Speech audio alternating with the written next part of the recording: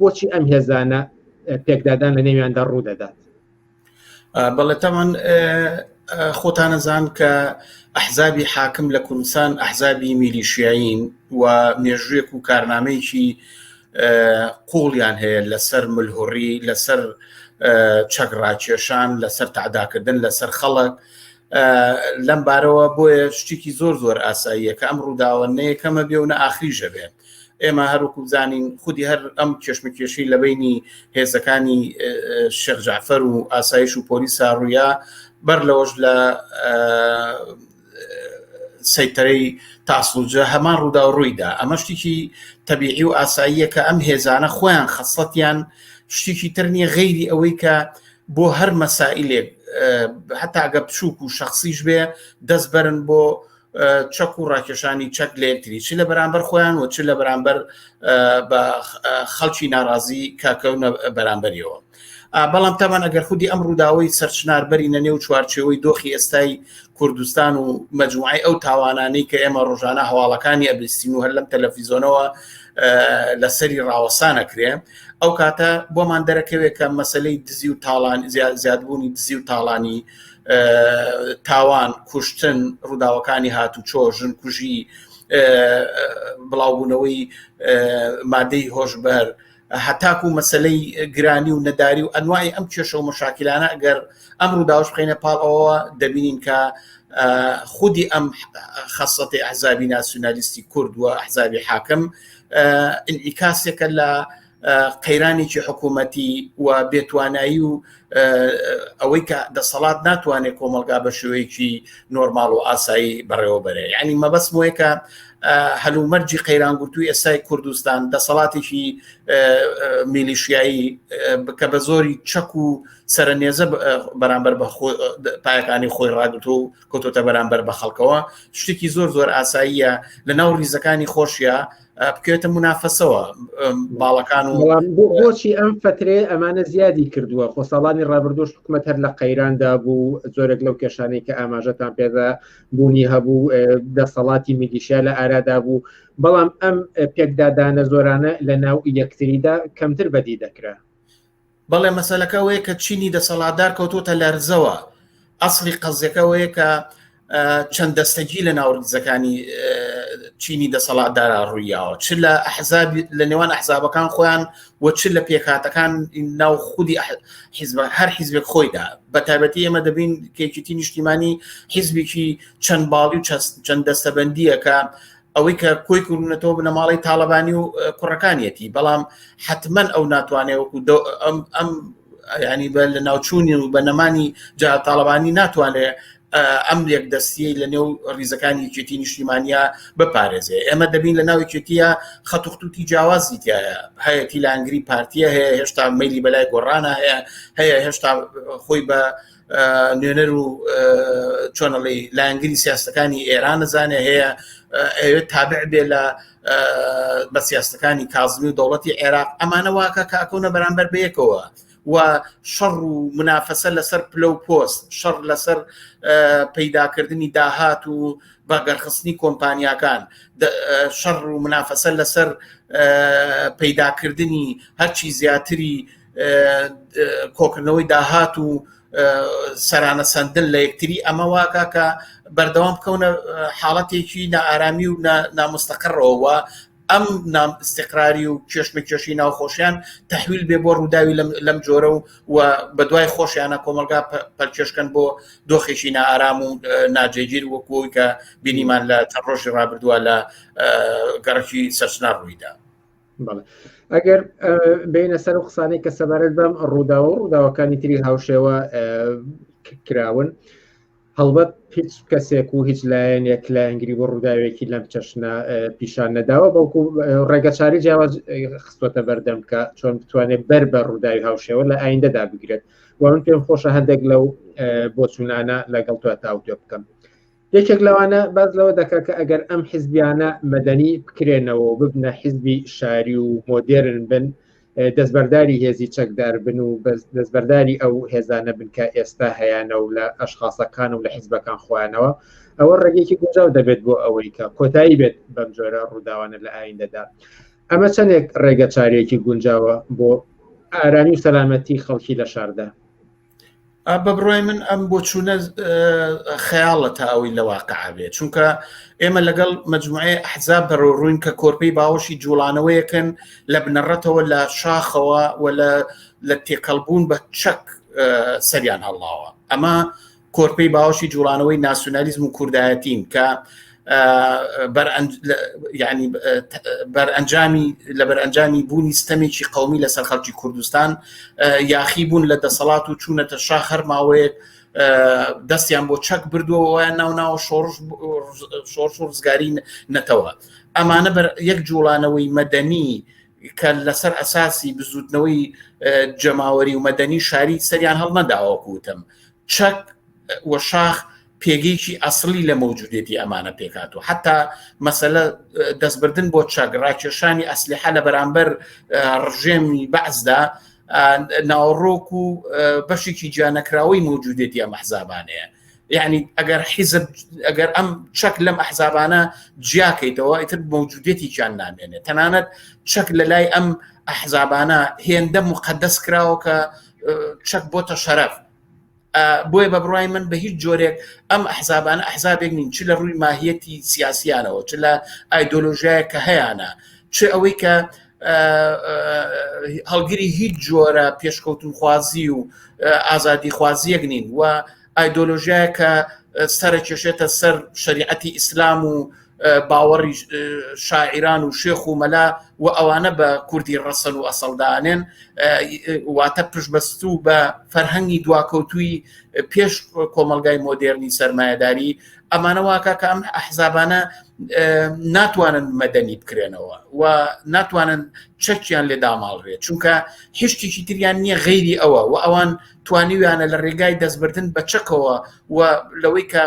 ساڵانێکی زۆر گەنجانی کوردستانیان بە باوەڕی کوردایەتی گوێش کردووە و خصوصیان تا شەڕی دەسەڵاتەوە و سەرنجام بۆ حاڵەتی ئێستا گەیشتون کە ناکرێ ینی چەکیان لێ دابماڵێ. بۆیە پرۆسەی مەدەنیکردنەوەی ئەمانە شتێک نییە کە واقعەتی هەبێ لەگەڵ ئەحزابێکە کە مەوجودێتی خۆی ئاوێزان کردووە لەگەڵ چەکە. ئەگەر ئەم ڕێگە چارەیان واقعی نەبێت و زیاتر خەیاڵی بێت، بەڵام ڕێگە چارەیەکی تر خراوەتە ڕووکە باز لە کۆتای هێنانی هێزی چەکدار ناکە بێکجاری، بەڵکو یەکخستنی ئەمانەکە حیزب خۆی خاوەنی هێزی چەکدار نەبێت، ئەگەر هەشی بێت بیکا بە یەک لەگەڵ باقی ئەحزابەکانی تر و واتە هێزێکی هاوبەش پێک بێنێت و کە هێزێکی ئەوەی کە پێوترێن نیشتیمانی یا هێزێکی حکوومەتی بێت و لە ژێر یەک فەرماندە و ئەوەدا بێت نەبێت دابەش نەبێت بەسەر ئەحزاب و ئەشخاصەکانە. ئەمەیان چەندێک لە واقعەوە نزیکترە. ئەمە زۆرتر بە بڕای من ئەم بۆچوونە چێتەوە سەر ڕوتی چاکسازی کە لە هەرێمی کوردستانە بە تایبەتی لە دوای جیابوونەوەی نەوشا مستەفا و سەرهەڵدانی بسووتنەوەی گۆڕان کە باز لە دیاکردنەوەی حیزب و حکوومەت دەکا، کە باز لە ئەوواکە کە هێزی چەکدار بکرێتە هێزێکی یەکگرتوو و هێزێکی نیشتیمانی و تەسلیم کرێ بە وەزارەتی پێشمەرگە. بەڵام ئێمە ئەبینین هەم هەوڵەکانی بزوتنەوەی گۆڕان هەم ئیستراتیژیە کە نەوشا مستەفا داینا بە چاکسازی لە ناو خۆی حیزب خۆیەوە وایە لە ناو حکوومەتەوە ئەوە بە بنبەست گەیشتووە. ئەو بینیمان کە لە قۆناغێکە یوسف محەممەد سەرۆکی پەرلەمان کە سەر بە بزوتنەوەی گۆڕان بوو دەرکرا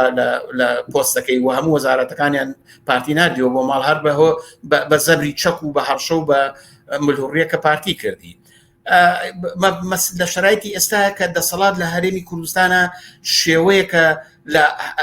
مەناتقی نفوز و ئەحزابی حاکم بە حکمی میلیشیا و چەک توانێتی ناوچەی کۆنتترۆلکە. یعنی تۆ حتا ئەم دوو ناوچەیە بمێنێ، حتا ئەوزایی جێژاوێکی سیاسی کە لە کوردستانە هەیە، هەتا شەڕ و پێکدادان لە منتیقەکەیە ببێت، لە ڕۆژهەڵاتی ناوەڕاستە بێت، تا خودی عێراق خۆی حکوومەتێکی ناپایدار و ناجێگیر بێ. چۆن بکرێتەوە بەبێ یەخستنی ئیدارە و دەوڵەت و دەسەڵاتێکی یەکجێ ئەتوانێت هێزەکان یەکخەیت و بڵێ ئەمە هێزی نیشتیمانیە، لە کاتێکا کە ئەم دوو حیزب خۆیان باشەزان بەیانە گەر انتخابات بێ وەزارەتی پێشمەرگە سەر بە کام حیزبا بێ بۆی ئەم حیزبانە جگە لە یاریکردن و جگە لە تەبلیغاتێک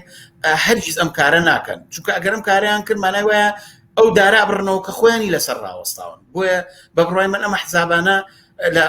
لە شرایطی ئێستاە کە کوردستان جێژاوێکی سیاسی تایە و لە هەلومەرجەکە کە نادیارە ئەوزای منتیقەکە نادیارە و شەڕ و پێکدادان و پشێوی سیاسی و چەکداری لە ئارادایە تەسلیمکردنی هێزەکانی خۆیان بە یەکتری و ئەوەی کە گوایە حکوومەتێکی قانونی و سوپایەکی یەکگرتووی نیشتیمانی بێشتی وا ممکن نییە بۆیە بە بڕای من ئەم تەرحەش ناتوانێت ئەم ئەحزابانە لە دەسەڵات ینی بابن لە چەکدا بماڵێ و حزابێکی چۆنەڵی قانونی و مەدەنی بێنە پێشەوە. شێخ جعفەر مستەفا کە جێگیری سەرۆکی هەرێمە ئەویش خۆی پێشنیاری خۆی هەبووە هەڵبەتە و باسی لە کێشەیەک کرد کە چەک لە کوردستانە بە ڕێژەیەکی زۆر بەسەر دانیشتوانانە بڵاو بۆتەوە بۆ خەڵکی لە ماڵەکانیانە چەکیان هێوتەنانە چەکی قورسکە پێویست ناکە هاوڵاتیان لەم جۆرە چەکانەیان هەبێت و ئەمەی بە کێشەیەک بزانی ئەگەرچی ئەم ڕووداوەی کە ڕوویدا بوو لە نێوان هاوڵاتیانی ئاسایی نەبوون بەڵکو لە نێوان هێزبی ڕێکخراوی هێزی چەکداری ڕێکخراوی سەر بە حیزب و ئەشخاصەکانی حیزب بوون بەڵام بوونی چەک لە ناو کۆمەڵگەدا کە هاوڵاتیان لە ماڵەوە چەکیان هەیە ئەمەیان چەندێک گرفتی پێکێنەوە بۆ ڕوودانی ڕووداوی هاوشێوە. بە بڕای من لە کوردستانە ئازادی چەک هەڵگرتن نییە یعنی تا خەڵک بتوانە بە شێوەیەکی قانونی و ئازاد ئەو بێ زۆرترین چەک لە دەست هێزەکانی سەر بە ئەحزابی دەسەڵاتدارە و ئەمە قسەیەکی پوچەکە لە بەروی خەڵک چەکی پێ کە بۆیە ئەم ڕووداوانە ڕووە ئاخە خۆ ڕووداوەکە وەکو تۆوتێ لە بینی خەڵک و دەسەڵاتە ڕووینیاوە بە پێچوانەوە لە بینی هێزە میلیشیایەکان خۆیانە ڕوویاوە ئێمە دەبین لە زۆر وڵاتی دنیای ئازادی چەکەیە وەکو لە بۆ نمونە لە ئەمریکا لە فنلەندا لە بەعزێ وڵاتە هەیە بەڵام هیچ کاتێ ئێمە خەبەری ئەومان نەبیستووە کە بۆ نمونە هێزی پۆلیس بکرێتە بەرامبەر هێزێکی شخصی ئەفرادی مەسئول و بنەماڵەوە نا بە بڕای من ئەوەی کە شێخ جعفەر بیڵێ ئەوەیە کە دەوێت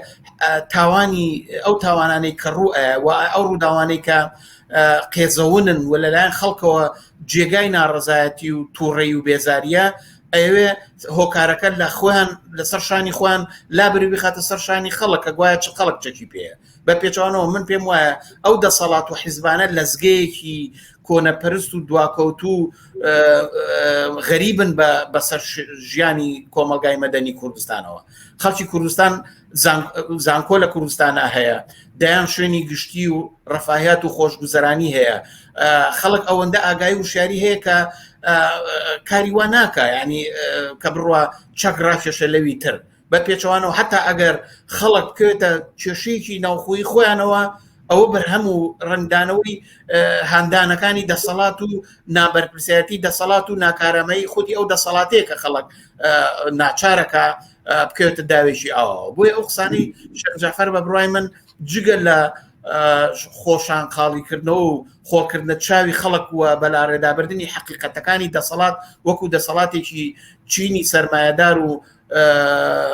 تاڵانچی کە بە زۆری چەک خۆیان داسەپاندووە و ئامادەن بۆ قازانجی خۆیان لە بەرامبەر خەڵکە زۆرترین ملوڕی بنوێنن و بۆ جیرفان پڕکردنی یەک ئامادەن لە بەرامبەر لە ڕیزەکانی ناوخۆی خۆیاندا بکەونە قێزەونترین منافەسەوە کە بگاتە ئەو دەرەجەی کە ئارامی شار و ژیانی خەڵک تێک بکە و بیشێوێنێ. هاوڕێ خەسرە و پێش ئەوەی کە پرسیاری کۆتان بکەم سەرنجە کە هاتووە پرسیارەکە دەڵێ کە باز لەوە دەکرێت کە ئەمریکا ناچاری کردوون هێزی پێشمەرگە یەک بخەن فشارهێنانی وڵاتانی تر و لە پێش هەمویانەوە ئەمریکا چەندێک ئەتوانێت ڕۆڵی هەبێت لەم نێوەدا. بە بڕای من خۆی ئەم دەسەڵاتە میلیشیایی چەکداریە لە چوارچێوەی سیستەمێکی جیهانی کە ئەنواعی دام و دەستگای چەکدار و دەمارگیری نەتەوەیی و ئاینی و تایفەگەری لەخوای قبوڵ کردووە ئەم شتێک کە پێی دەڵێن دیموکراسی جیهانی یا ئەم سیستەمی کە هێزە جیهانی و قلەیمەکان بەسەر کۆمەلگای بەشەریادایان سەپانوە توانیوێتی دەسەڵاتەکانی وەک تاڵەبان و وەک حەماس و حیزبوڵڵا لەخوا قبولکە بۆچی جێگایەوەشیتیان نابێتەوە کە یەکێتی و پارتی بتوانێت بە هێزی چەکداری خۆیان ناوچەکانی خۆیان پاوانکەن و بەبێ ئەوەی کە بەقەی سەردەرزیەک وابەستیان کەن بە پرەنسیپە مەدەنی و ئینسانیەکان. بە بڕای من خودی دەسەڵاتی یەکێتی و پارتی بەرئەنجامی شەڕ و جەنگێکە کە ئەمریکا لە عێراقا بەڕێی خست و ئەو ناوچەی دابڕان لە ژێرناوی ناوچەی ئارام وە کردیە ئۆردوگایە لە سەرتاوە و دوایی ئەو ناوچەی هەردوو ناوچەکەی تەسلیمی دوو حیزبی چەکدار کرد و ئەوانیش کە هەموو خەڵکیان زانی کە ئەمانە لە ئاسی تەوقعات و ژیان و بژێویکی ژیانێکی ئارام و مەدەنیانە. ئێستاش کە ئەمریکا هەوڵەدا بۆ نمونە هێزەکانی هەشتا و هەفتا یەکێتی و پارتی یەکخە یەکێتی و پارتی یاری لەگەڵ ئەمریکایەکەن ئەوش بە دلیلەوەی کە بتوان ئیمتیازاتی مادی و ئەسکەری و هەتا پشتیوانی ئەم دەوڵەتانە بۆ لای خۆیان ڕاکێشن تا بتوانن سوودی لێوەرگن. ئەجینە یەکێتی و پارتی زۆر لەوە حاڵیە تێگەیشتووە کە ئەوزاعێکە لە کوردستان و منتیقەکە هەیە ڕێگە نادا بەوەی کە ئەم ئەحزابانە چەکدانێن و وەکوتم هێزەکانیان یەک خەن و دوای تەسلیمی وەزارەتی پێشمەرگەیکەن چونکە هیچ ئایندەیەک نییە. دنیای ئەمڕۆ ڕۆژهەڵاتی ناوەڕاست کانونی و سنتەری قەیرانێکی جیهانیە و هیچ ئایندەیەک ڕۆشن نییە کە دەسەڵات لە عێراقا چی لێ دێت، دەسەڵات لە کوردستان چی لێ دێت، تورکیا بکشێتەوە، ئێران بکشێتەوە. هێزی ئەمانە خۆسەر لە کوردستانی عێراق و لە ناوچەکە هەیە. پارتی سەر بە شوێنێکە یەکێتی سەر بە شوێنێکە ئەمانە لە منافسە ڕقابەتان چۆن هێزی خۆیان تێکەڵاوکەن. ئەمانە معلومە هەتا ئەوزاع بە شوێنێ نەگا بە بڕای من 30 ساڵی تریش ئەم ئەوزاع قابلی ئەوەیە کە یەکێتی و پارتی لە سایی هێزی چەکداری خۆیانە بمێنێتەوە و ئەم یاری و گەمەیەش لەگەڵ ئەمریکایە بکەن. من پێم وایە ئەمریکا قەت ناتوانێت هێزانە یەکخە و ئەوەی کە پارتی و یەکێتی ملێ ئەوە ناشتوانن هەتا یەکێتی و هەتا ئەمریکا و ئەوروپا بەتایبەتی فەڕەنسا و بریتانیا ناتوان زۆر فشارەکانیان لەسەر یەکێتی و پارتی تونکەنەوە چونکە بەتایبەتی ئەمریکا پێگەی لە بەغایان نەماوە لە عێراقا نەماوە. ئەو شوێنی کە چاوی تێبڕیەوە بۆی بتوانێت لە ڕێگای هێزێکی ئەرزی و نوێنەرایەتی بکرێ یەکێتی و پارتیە. ئەگەر ئەویش فشاریان زۆر بۆ بێنێ و لەژێر دەستیان ڕاکە بڕۆن بەلای ئێرانە یا تەسلیم بە نارانی ئەمریکا بن لە ناوچەکەدا شوێنێک نامێنێتەوە بۆی کە بتوانێت ئەمریکا بۆ شوەیە کە سەفارەتێکی ئاوا گەورە و بنکە و بارەگا و شوێنی جاسوسی و مانەوەی خۆی لە عێراقا زامنکە. بۆی بە بڕای من ئەمانە زۆرتر باری تەبلیغیانەیە تا واقعی. من پێم وایە مەسەلەی داماڵینی چەک لە هەرێمی کوردستان لە ڕێگای ئەحزابەوە تەنها یەک ڕێگای لەبەردەمایە ئەوش ئەوەیە کە دەبێت خەڵک ئەم سیستەمە هەڵوەشێنێتەوە. ئەم سیستەمە بەبێ ئەحزابی حاکم ممکن نییە. تۆ ناتوانانی ئەحزاب لە شوێنی خۆی بمێنێتەوە بەڵام بەس چەکی لێ بکەیتەوە چونکە چەک و بوونی دەسەڵاتی ئەحزاب یەک شتی تەواوکەر و پێکەوە لکاون ناتوانانی لێ جیانجاکەیتەوە. ئەگەر چەک داماڵی لەو ئەحزابانە ئەڕوخێن بۆی ئەوان چەک تەسلیم ناکەن تا سەر مۆخی ئێسقانیان دیفاع لە مانەوەی خۆیان و هێزی چەکداریانەکەن و تەسلیمیش نابن بە هیچ فشارێکی ئەمریکا جگە لەوەی کە یاریان لەگەڵا بکەن. ڕێگا ئەوەیە کە خەڵکە بێ ڕاپەڕێ بە ڕاپەڕینێکی جەماوەری ئەم سیستەمە دەستکۆتا بکرێ و ڕێگا بکرێتەوە کە دەسەڵاتدارێتێکی جەماوەری بە دەخاڵەتی خەڵک کە خۆیان بەڕێوەبەری کاروباری کۆمەلگا ببن کە ئەوانە خەڵکی شارەکانن کە خەڵکی زانکۆ و کارگە و گەڕک و ناوەندەکانی ژیان و بژێوی و کارن ئەتوان کۆمەلگایەکی مەدەنی و ئارام بەدەر لە چەکی ئەحزاب بڕوا بڕێەوە. حکوومەتێکی مەدەنی دەسەڵاتێکی مەدەنی وابێ کە بتوانێت خۆی هەم پارێزەری سەلامەتی و ئارامی و ئاسایش بێ و هەم ڕێگانەدا هیچ کەسێک و هیچ ئەحزاب و لایەنێک لە ڕێگای چەکەوە لە ڕێگای یەکلاکردنەوەی خلافاتی سیاسی و جیاوازەکانی خۆیەوە دەست بەرێ بۆ چەک یا چەک بکاتە وەسیلەیەک بۆ بەدەستێنانی پارە و بژێوی و کۆنتترۆلی کۆمەلگا. بە بڕای من ئەمە ڕێگاکەیەتی خەڵکی کوردستان ئەو تەجروبیان لە بەردەما هەیە یعنی نەیەکێتی واز چەکی خۆیانێ بۆ پارتی نەپارتی ئەو کاراکە. مەسەلەکە ئەوەیە کە ئەبێ ئەمانە بڕۆن بەتایەتی 30 ساڵ کافیە ینی ئەمانە تەجروبی خۆیان داوە ئیتر بۆیە ئەوەی کە ماوەتەوە تەناوەیە کە بێ خەڵک بە خەباتی جەماوەری خۆی هیچ خۆشخەیاڵێکی بە ڕێگای چاکسازی و چۆنەڵی بە مەدەنیکردنی ئەم دەسەڵاتە نەبێ و ئەمە ڕێگایەکە واقعی نییە بەڵکو ئەبێ ڕیزەکانی خۆی یەک خاو لە یەک جوڵانەوەی سربەخۆی چینایەتیە ئەم سیستەم و دەسەڵاتە سەر لەبەر بگۆڕێ